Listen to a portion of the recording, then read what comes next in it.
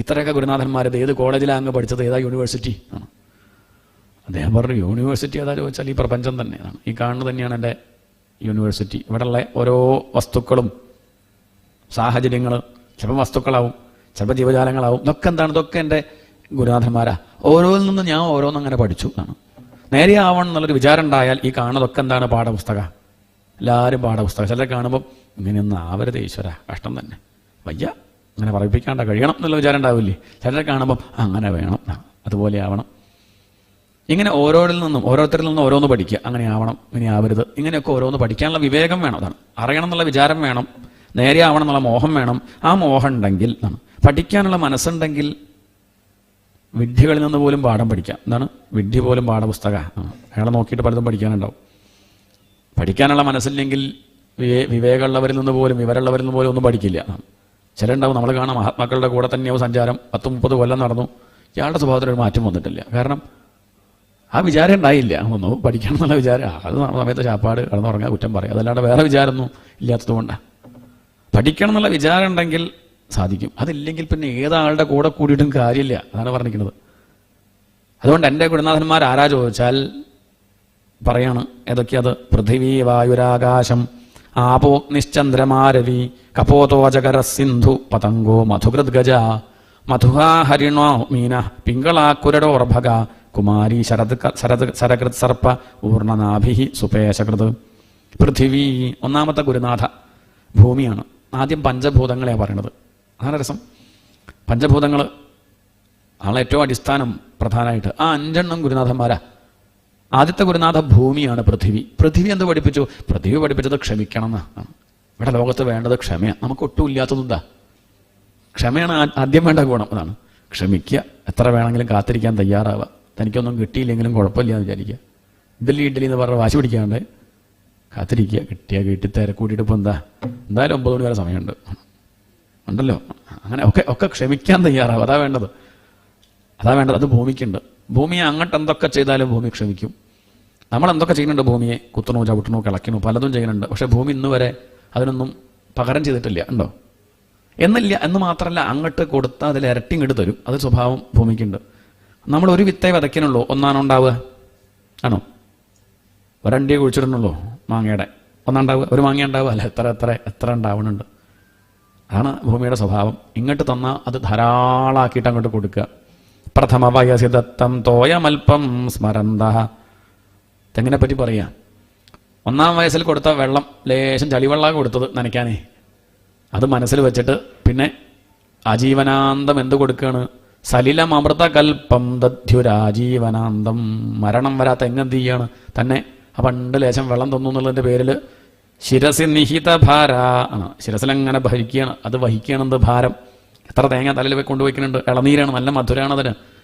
തനിക്ക് ചളിവെള്ളം തന്നത്, എന്നാൽ പോലും തനിക്ക് ലേശം വെള്ളം തന്നു എന്നുള്ളതിൻ്റെ പേരിൽ അതിങ്ങനെ ഭാരം സഹിച്ച് ആ കുടുംബത്തുള്ളവർക്ക് മുഴുവൻ ധാരാളം വെള്ളം കൊടുക്കണില്ലേ, മധുരം കൊടുക്കണില്ലേ? ഇതുപോലെ ആവണം. ഇതാണ് പ്രപഞ്ചത്തിൽ ഓരോന്നും പഠിപ്പിക്കണതേ. ഇങ്ങോട്ട് ദ്രോഹിക്കുന്നവർക്ക് പോലും നന്മ കൊടുക്കുക. അങ്ങോട്ട് കല്ലെറിയണവന് പോലും മാവ് എന്ത് ചെയ്യുന്നുണ്ട്? മാങ്ങ കൊടുക്കുന്നുണ്ട്. കല്ലെറിട്ടല്ലേ മാങ്ങ വീഴ്ത്തുന്നത്. കല്ലെറിയുന്നു, മാങ്ങ കൊടുക്കുന്നു ആണ്. ഇങ്ങോട്ട് ദ്രോഹിക്കുന്നവന് പോലും നന്മ ചെയ്യണം. ഇതാണ് ആര് പഠിപ്പിച്ചത്? അതാണ് 1-ാമത്തെ പാഠം. ഇത് കേട്ടോണ്ട് കാര്യമില്ല. ഏതെങ്കിലും ഒരു ഗുരുനാഥനെ തന്നെയെങ്കിലും നമ്മളൊന്ന് പഠിക്കാൻ നോക്കുക. അതാണ് എന്നെ ആര് പഠിപ്പിച്ചത്? ഭൂമി പഠിപ്പിച്ചത്. പിന്നെയോ വായുഹു ഭൂമിഹി വായുഹു. വായു എന്ത് പഠിപ്പിച്ചു? വായു പഠിപ്പിച്ചത് നമ്മൾ വായുവിനെ പോലെ സഞ്ചരിക്കണം. വായു ഒന്നിനോട് ഒട്ടില്ലല്ലോ. വായുവിന് അതിനെപ്പറ്റി നല്ലതെന്ന് പറഞ്ഞാലും ചെയ്തത് പറഞ്ഞാൽ അതിനത് ബാധിക്കൊന്നുമില്ല. നമ്മളിങ്ങനെ സഞ്ചരിക്കുക. ചിലർ കേമെന്ന് പറയും, കേമനെ തോന്നാൻ പോകണ്ട. നമുക്ക് നമ്മളെ പറ്റി അറിഞ്ഞാൽ പിന്നെ ആ ഒരു പരിഭ്രമല്ലല്ലോ. അതാണ് അതെല്ലാം ഇങ്ങനെ കേമന. അത് നല്ലോണം അറിയാത്തതുകൊണ്ടാണ്. ശരിക്കും മനസ്സിലാക്കിയാൽ അറിയും കേമനല്ല എന്നുള്ള കാര്യം. അത്രയേ ഉള്ളൂ. ചിലർ മോശക്കാരനാ പറയും, അതിലും ഭ്രമിക്കാൻ പോകണ്ട, വിഷമിക്കാൻ പോകണ്ട, അങ്ങനെയൊക്കെ പറയും. അതിലൊന്നും മോശം എന്ന് പറയുമ്പോഴേക്കും ഞാൻ മോശക്കാരനാണെന്നോ കേമെന്ന് പറയുമ്പോൾ ഞാൻ കേമനാണെന്നോ വിചാരിക്കാൻ പോകണ്ട. വായു എങ്ങനെയാണ്? ചിലപ്പോൾ അത് സഞ്ചരിക്കുമ്പോൾ സുഗന്ധം കിട്ടും. നല്ല പനിനീർ പുഷ്പമൊക്കെ പൂത്ത് നിൽക്കുമ്പം അത് സുഗന്ധമായിട്ട് പോവും. അപ്പോൾ ചിലർ പറയും നല്ല സുഗന്ധം, നല്ല വായു പറയും. എന്ത് നല്ല വായു? ചിലപ്പോൾ ചത്തലിയൊക്കെ ആണെങ്കിൽ ദുർഗന്ധമായിരിക്കും. അത് ചിലർ അയ്യേ മോശം ഗന്ധം എന്നൊക്കെ പറയും. ആയിക്കോട്ടെ, അതൊന്നും അതിനെ ബാധിക്കില്ല. ചിലപ്പോൾ ഒന്നും ഇല്ലാണ്ട് സഞ്ചരിക്കുന്നത് കാണാം വായു. ഇതുപോലെ നമ്മളും ഇങ്ങനെ സഞ്ചരിക്കുക, ഭഗവാനിലേക്ക് അങ്ങനെ സഞ്ചരിക്കുക, അത്രയേ വേണ്ടൂ. പോണ വഴിക്ക് പലരും പലതും പറയും. ചിലർ നിന്ദിക്കും, ചിലർ സ്തുതിക്കും. കണ്ണിൽ ഉണ്ണിയാ പറയും, ഇവരുടെ നാളെ കണ്ണിൽ കരടാന്നും പറയും. അപ്പം അതുകൊണ്ട് അതിലൊന്നും ഭ്രമിക്കാൻ പോകണ്ട. നമ്മൾ നമ്മുടെ ജോലി ചെയ്യുക. ആയാതമായാതമപേക്ഷണീയം ഗതം ഗതം സർവമുപേക്ഷണീയം. ജീവിതമാകുന്ന യാത്രയിൽ പലരും കൂടെ ചേരുമ്പം വേണ്ട പറയാൻ പോകണ്ട. അവർ പോകുമ്പോൾ പിടിച്ചു വയ്ക്കാനും പോകണ്ട. ഗതം ഗതം സർവമുപേക്ഷണീയം എന്ന് പോകുമ്പോൾ അയ്യോ പോയി പോയിക്കോട്ടെ, നമ്മൾ വിളിച്ചു വന്നതല്ലോ. അവർ പോകുമ്പം പോട്ടെ. നമുക്കെന്താ പ്രശ്നം വെച്ചാൽ പോകുമ്പം പിടിച്ചു വയ്ക്കാൻ നോക്കും, അവിടെ ബുദ്ധിമുട്ടല്ല. പോകാൻ ചെന്ന് പോട്ടെ, അതൊന്നും പിടിച്ചു വെക്കണ്ട. വരുമ്പം വേണ്ടാന്നും പറയണ്ട, നമ്മൾ സ്വസ്ഥമായിട്ടിരിക്കുക. അതാണ് എന്നെ ആര് പഠിപ്പിച്ചത്? വായു പഠിപ്പിച്ചത്. വായു അങ്ങനെയാണ്. ദുർഗന്ധാണെങ്കിലും സുഗന്ധാണെങ്കിലും അത് പിടിച്ചു വെക്കാനോ പോകാൻ ഒന്നും നോക്കില്ല, ഇങ്ങനെ സഞ്ചരിക്കണം. അടുത്തതെന്താ? ആകാശം. ആകാശം എന്ത് പഠിപ്പിച്ചു? ആകാശം ഇങ്ങനെയാണ് ആത്മാവ് എന്ന് പഠിപ്പിച്ചു. അതാണ് ആകാശത്തിലാണ് എല്ലാം. നമ്മളൊക്കെ ഇരിക്കുന്നത് എവിടെയാണ്? കസേര ഹാള് എവിടെയാ? അണ്ണാനഗർ എവിടെയാ? ഭൂമിയിലാണ്. ഭൂമി എവിടെയാ? ആകാശത്തിലാണ്. എവിടെയാണ്? അപ്പോൾ നമ്മൾ ഇരിക്കുന്നത് എവിടെയാ? ആകാശത്തിലാണ്. സ്പേസ്, അതാണ് അർത്ഥം. എന്ത് നോക്കിയാലും ഇപ്പോൾ വിമാനത്തിലാണെങ്കിൽ വിമാനം എവിടെയാ? ആകാശത്തിലാണ്. ആ വിമാനം ഉണ്ടാക്കിയതൊക്കെ അതൊക്കെ ആകാശത്ത് നിന്ന് കിട്ടുന്ന വിഷയം കൊണ്ട് തന്നെയാണ്. ഭൂമി ആകാശത്തിലാണ്. എല്ലാത്തിൻ്റെ അടിസ്ഥാനം എന്താണ്? ആകാശമാണ്. ആകാശം എന്ന് പേര് വരാൻ കാരണം എന്താ? അവകാശം കൊടുക്കുന്നത് കൊണ്ടാണ്. അവകാശത്വാത് ആകാശം. എല്ലാത്തിനും അവകാശം കൊടുക്കുന്നതാണ്. ഇങ്ങനെ മനസ്സിലാക്കൂ. ഈ കാണുന്നതെല്ലാം എവിടെയാണ്? ബ്രഹ്മത്തിലാണ്, ഈശ്വരനിലാണ്. ആദ്യം അല്ല തോന്നും, പക്ഷെ ഒന്ന് വിചാരം ചെയ്താലൊക്കെ അവസാനം എത്തിച്ചേരും എവിടെയാ? ഈശ്വരനിലാണ്. സംശയമില്ല. നമ്മളൊക്കെ ഇരിക്കുന്നത് ഈശ്വരനിലാണ്. നമ്മളൊക്കെ ഇവിടെ നിന്നുണ്ടായി? അച്ഛനും അമ്മയിൽ നിന്ന്. അച്ഛനും അമ്മയും അവരുടെ അച്ഛനും അമ്മയും അവരുടെ അച്ഛനും അമ്മയും അവരുടെ അച്ഛനും അമ്മയും അവരുടെ തീരും ഒരു ദിക്കിലെത്തിയ പിന്നെ ഭഗവാനിൽ നിന്ന് ആണ്. അയാൾക്ക് അച്ഛനും അമ്മയൊക്കെ അയാൾ തന്നെ. അത് മനസ്സിലാവും. അതാണ് സത്യം. അപ്പം എല്ലാം നിൽക്കുന്നത് ആകാശത്തിലാണ്. ഇതുപോലെ നമ്മുടെയൊക്കെ അടിസ്ഥാനം ആകാശമാണെന്ന് അറിയണം. അതാണ് ആകാശം പഠിപ്പിച്ചത്. ആപാഹ ജലം. ജലം എന്ത് പഠിപ്പിച്ചു? ജലത്തിൻ്റെ രുചി എങ്ങനെയാണ്? ശരിക്കും ജലത്തിൻ്റെ രുചി എന്താ ചോദിച്ചാൽ മധുരമാണ്. എന്താണ്? മധുരം. പക്ഷെ നമുക്കത് അറിയാനുള്ള ശേഷി ഇപ്പം പോയതാണ്. അതെന്താ കുഴപ്പം ചോദിച്ചാൽ നമ്മുടെ നാവിലൊരു കറുണ്ട്. അതും ഇതൊക്കെ കഴിച്ച് എന്ത് പറ്റി? ഇപ്പം നാവുമ്പൊരു കറ വന്നതുകൊണ്ട് ഇപ്പം വെള്ളം കുടിക്കുമ്പോൾ നമുക്കത് മനസ്സിലാവണില്ല, മധുരം മനസ്സിലാവണില്ല. ആ കറ പോകണമെങ്കിൽ നെല്ലിക്ക കഴിച്ചാൽ മതി. എന്താണ്? ഈ പല മസാലയും കഴിച്ചിട്ട് കറ വന്നുകൊണ്ടാണ് ഈ മധുരം മനസ്സിലാവുക. ആ കറ പോകണമെങ്കിൽ നെല്ലിക്ക കഴിച്ചാൽ ആ കറ പോകും. എന്നിട്ട് വെള്ളം കുടിച്ച് നോക്കുമോ? പച്ചവെള്ളം. അപ്പോൾ മനസ്സിലാവും, പച്ചവെള്ളത്തിന് എന്താണ്? മധുരമാണ്. ഇതുപോലെ ആവണം നമ്മുടെ വർത്തമാനം. മധുരം കൊടുക്കണം ജലത്തെ പോലെ. എന്ന് പറഞ്ഞാൽ പറയണ വാക്ക് കൊണ്ട് ലോകത്തിന് നന്മ മാത്രമേ ഉണ്ടാവാവൂ, അവർക്ക് ഉപകാരമേ ഉണ്ടാവാവൂ, അവർക്കതുകൊണ്ട് ഉപദ്രവം ഉണ്ടാവരുത്. ജിഹ്വാമേ മധുമത്തമാ ഉപനിഷത്തിലെ മന്ത്രമാണ്. എൻ്റെ നാവ് എങ്ങനെയുള്ളതാവണം? മറ്റുള്ളവർക്ക് നന്മ കൊടുക്കുന്നതാവണേ. എൻ്റെ നാവെന്ന് വരുന്ന വാക്കുകൾ മറ്റുള്ളവർക്ക് നല്ലതാവണം, നന്മ കൊടുക്കുന്നതാവണം, അല്ലാതെ മോശമല്ല. പ്രത്യേകം ശ്രദ്ധിക്കണം. അതാണ് നമ്മുടെ ഒരു സംസാരം കൊണ്ട് ആ സാഹചര്യം, ആ സ്ഥലം തന്നെ അപകടമാക്കാൻ സാധിക്കും. നല്ലോണം കരുതണം. അതാണ് ജിഹ്വാമേ മധുമത്തമാ, തേനുകൂറുന്ന സംസാരം. മറ്റുള്ളവർക്ക് ഉയർച്ച കൊടുക്കുന്ന, നന്മ കൊടുക്കുന്ന വർത്തമാനമാവണം. അതാണ് വെള്ളം ചെയ്യുന്നത്. അത് മാത്രമല്ല, ജലത്തിൻ്റെ ഒരു സ്വഭാവം എന്താ വെച്ചാൽ എല്ലാത്തിനോടും ചേരും, പക്ഷെ ഒന്നിൻ്റെ ദോഷം അതിനെ ബാധിക്കില്ല. നമ്മളും എല്ലാത്തിനോടും ചേരാം, മാറി നിൽക്കേണ്ട കാര്യമൊന്നുമില്ല. ഇന്ന ജാതിയാണ്, ഇന്ന മതമാണ്, ഇന്ന പാർട്ടിയാണ്, ഇന്ന നിറമാണ്, കാശില്ല, കാശുണ്ട്, അങ്ങനെയൊന്നും വേണ്ട. എല്ലാത്തിനോടും ചേരുക. വെള്ളം അങ്ങനെയാണല്ലോ. സാമ്പാറിനോടും ചേരും, രസത്തിനോടും ചേരും, മോരിനോടും ചേരും. ഇല്ല. ഒരു 10 അധികം വന്നാൽ എന്ത് ചെയ്യും? സാമ്പാർ വെച്ചു, ഒരു 100 ആളധികം വന്നു, എന്ത് ചെയ്യും? അല്ലാണ്ട് എന്താ ചെയ്യുക? വെള്ളം തിളപ്പിച്ച് പാരും തന്നെ. എന്നിട്ടൊന്ന് ഉപ്പിട്ട് ഇളക്കും, ഒരു പ്രശ്നമില്ല. വെള്ളത്തിന് സാമ്പാറോടെ കണ്ട് ചേർന്നു. സാമ്പാറോട് ഞാൻ ചേരില്ല, ഒന്നും അങ്ങനെയൊന്നുമില്ല. ചേർന്നു. രസത്തിനോടും ചേരും, മോരിനോടും ചേരും. ഇങ്ങനെ എല്ലാത്തിനോടും ചേരാം. എല്ലാത്തിനോടും അതിന് സ്നേഹമേ ഉള്ളൂ. ആരോടും വിദ്വേഷമില്ല. ദുർജനങ്ങൾ സജ്ജനങ്ങൾ അങ്ങനെ ഭേദബുദ്ധിയില്ല. അധർമ്മം ചെയ്യണവരോടും ദേഷ്യമൊന്നുമില്ല. അവരങ്ങനെ ചെയ്യണത് അവരുടെ വിവരക്കേട്. അതിനെന്ത് ചെയ്യും? വിവരമുണ്ടാവുക, അത്രയല്ലേ വേണ്ടു. അവർ അജ്ഞാനം നീക്കി അനുഗ്രഹിക്കണേ ഭഗവാനെന്നേ പ്രാർത്ഥിക്കുള്ളൂ. അവരെ മാറ്റി നിർത്തുന്നില്ല. അങ്ങനെ ദേഷ്യമൊന്നുമില്ല. അതുപോലെ സ്നേഹമുള്ളതാവണം. നമ്മളും എല്ലാവരോടും സ്നേഹം. അതാണ് ജലം പഠിപ്പിച്ചത്. അത് മാത്രമല്ല, ജലത്തിൻ്റെ സ്വഭാവം ബോധം കൊടുക്കണതാ. എന്താണ്? ബോധം കെട്ട് വീണ എന്താ ചെയ്യുക? മണ്ണ് വാരിയിടും. വെള്ളം കുടയല്ലേ ചെയ്യുക. ലേശം വെള്ളം കുടഞ്ഞാൽ ബോധം വന്നു. ഇതുപോലുള്ള സംസാരമാവണം. ബോധം കൊടുക്കുന്ന സംസാരമാവണം. നമ്മളിപ്പം ബോധം കെടുത്തുന്ന സംസാരമാണ്. ഉള്ള ബോധം കൂടി പോവും വർത്തമാനം കേട്ടാൽ. അങ്ങനെയല്ല.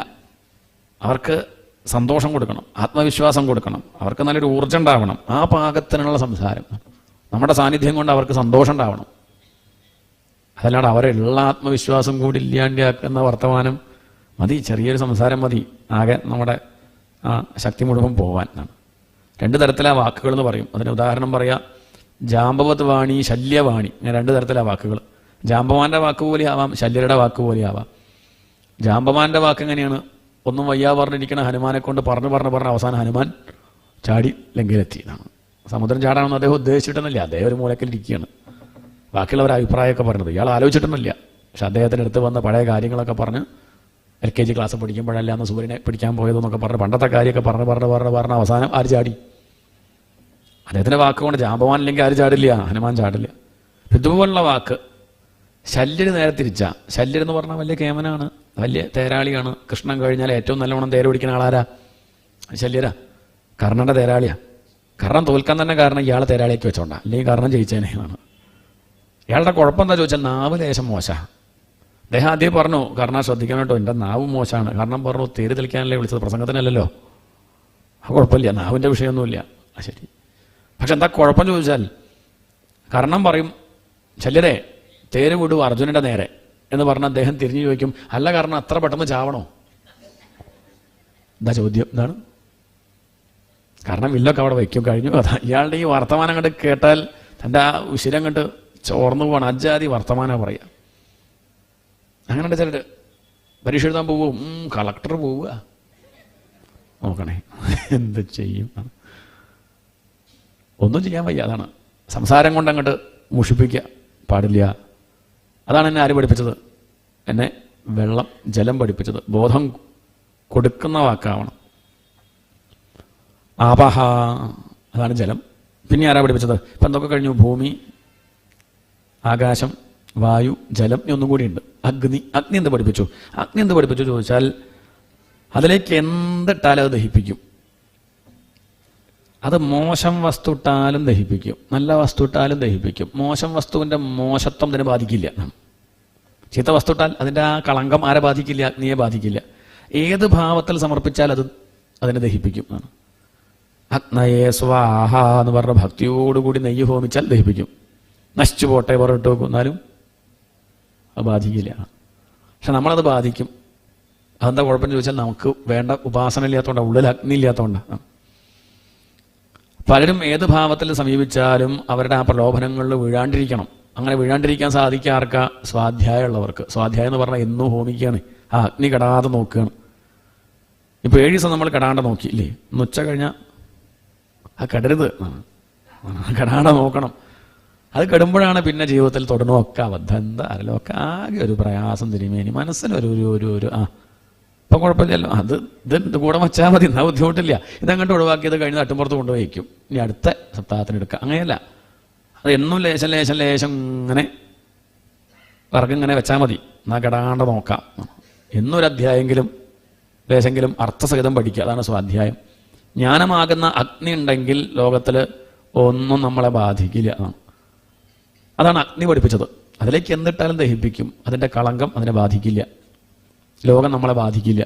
ഉള്ളിലെ ജ്ഞാനമാകുന്ന അഗ്നി ജ്വലിച്ചാൽ അതാണ് സ്വാധ്യായം വേണം. അതാണ് ആര് പഠിപ്പിച്ചത്? അഗ്നി എന്നെ പഠിപ്പിച്ചത്. ഇപ്പം പഞ്ചഭൂതങ്ങൾ കഴിഞ്ഞിട്ടോ, ഭൂമി, അപ്പ്, തേജസ്, വായു, ആകാശം. ഇനി അടുത്തത് ആരാ? ഇനി അടുത്തത് അധികം ആരെയും സ്നേഹിക്കേണ്ടെന്ന് എന്നെ ആര് പഠിപ്പിച്ചു? അതെന്നെ കപോതം പഠിപ്പിച്ചു. ഒരു കർമ്മയോഗി എങ്ങനെയാവണമെന്ന് എന്നെ സൂര്യൻ പഠിപ്പിച്ചു. ആത്മാവ് എങ്ങനെയാണ്, നമ്മളൊക്കെ ശരിക്കും പൂർണ്ണരാണെന്ന് എന്നെ ചന്ദ്രൻ പഠിപ്പിച്ചു. എന്താ ചന്ദ്രൻ പഠിപ്പിച്ചത്? ചന്ദ്രൻ ശരിക്കും എങ്ങനെയാണ്? ചന്ദ്രൻ പൂർണ്ണനാ, ഒരു കുറവും ചന്ദ്രനില്ല, വട്ടത്തിലാണ്.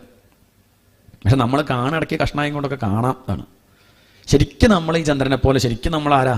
പൂർണ്ണരാ, ഒരു കുറവും നമുക്ക് ഇല്ല.